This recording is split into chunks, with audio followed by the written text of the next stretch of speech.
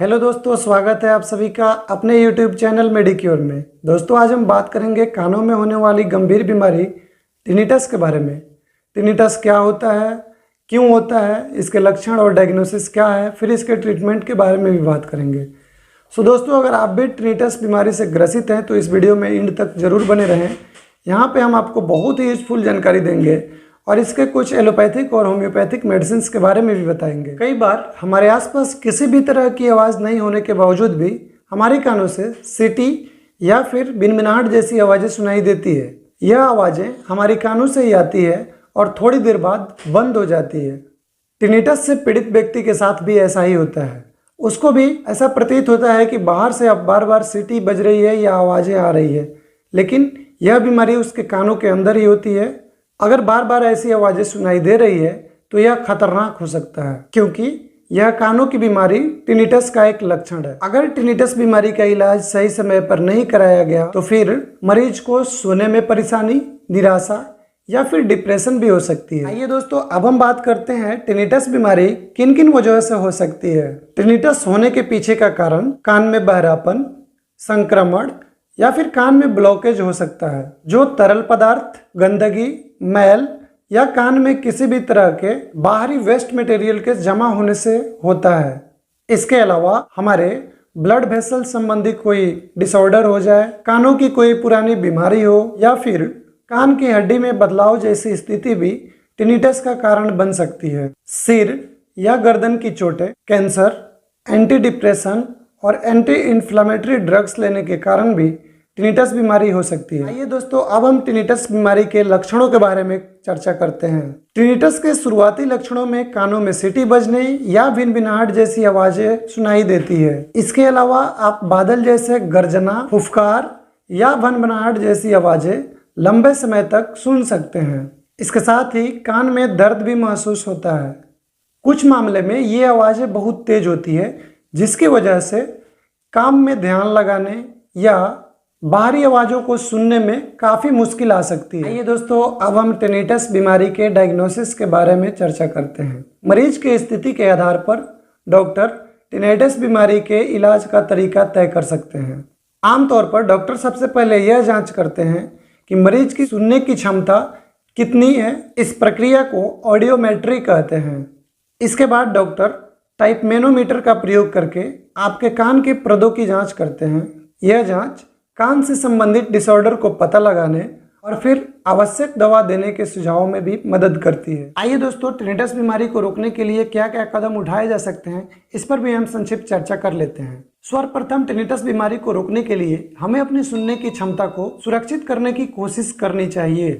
इसके लिए आप अपने कानों में रुई रखने की कोशिश कीजिए ताकि तेज आवाज के संपर्क में आने से बच सके। हो सके तो आप हेडफोन का प्रयोग न करें, और अगर आप हेडफोन का प्रयोग कर रहे हैं तो सबसे कम आवाज़ में गाना या फिर कॉल्स को सुनें। इसके अलावा आप रेगुलर एक्सरसाइज करें और अपने खान पान पर ध्यान दें। इसके अलावा शराब, निकोटीन और कैफीन से संबंधित खाद्य पदार्थों का सेवन कम करनी चाहिए। आइए दोस्तों, अब हम टिनिटस बीमारी के ट्रीटमेंट के बारे में बात करते हैं। दोस्तों, यहाँ पर भी हमने बेसिकली ट्रीटमेंट को 2 पार्ट में बांटा है।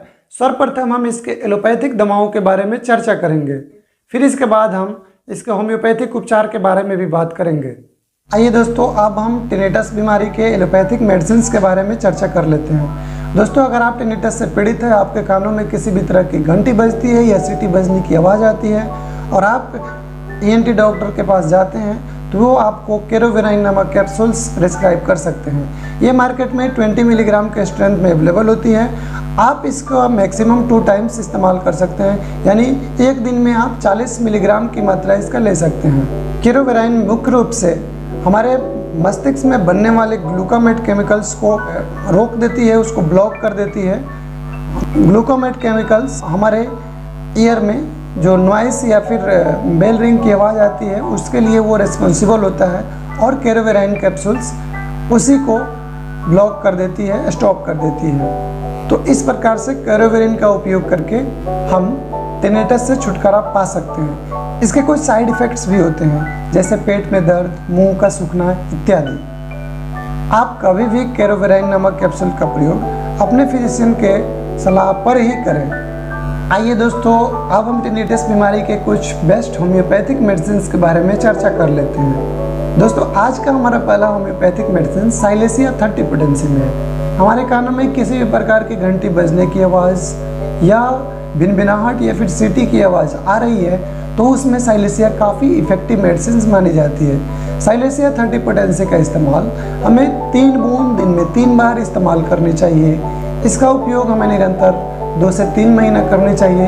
टिनाइटस का इलाज काफ़ी लंबा चलता है होम्योपैथ में, इसलिए आप पेशेंस को बनाए रखें और इसकी कंटिन्यूटी मेंटेन करें। दोस्तों, आज का हमारा दूसरा होम्योपैथिक मेडिसिन काली म्यूर है। काली म्यूर 200 पोटेंसी का इस्तेमाल हमें 2 बूंद दिन में 2 बार सुबह और शाम करनी चाहिए। हमारे कान में किसी भी प्रकार का डिसऑर्डर हो, साथ में टिनिटस बीमारी हो और काफ़ी लंबे समय से अगर आप इससे पीड़ित हो तो आप काली म्यूर 200 पोटेंसी का इस्तेमाल ज़रूर करें। इससे आपको टिनिटस बीमारी से काफ़ी राहत मिलेगी। आज का हमारा तीसरा मेडिसिन नेट्रम सैलिसाइलिकम है। अगर आपके कान में किसी भी तरह की झंझनाहट या कोई भी शोर सुनाई देता है या फिर आपको हियरिंग लॉस की प्रॉब्लम हो, वर्टिगो हो, तो उसमें भी आप नेट्रम सैलिसाइलिकम मेडिसिन का उपयोग कर सकते हैं। इसकी 30 पोटेंसी दिन में 3 बार 3-3 बूंद हमें इस्तेमाल करना चाहिए। इसके अलावा लक्षणों के आधार पर आप चेनोपोडियम या फिर ग्रेफाइटिस मेडिसिन का भी उपयोग कर सकते हैं। हमें उम्मीद है कि हमारे द्वारा बताई गई टिनिटस बीमारी के बारे में सारी जानकारी आपको अच्छी लगी होंगी।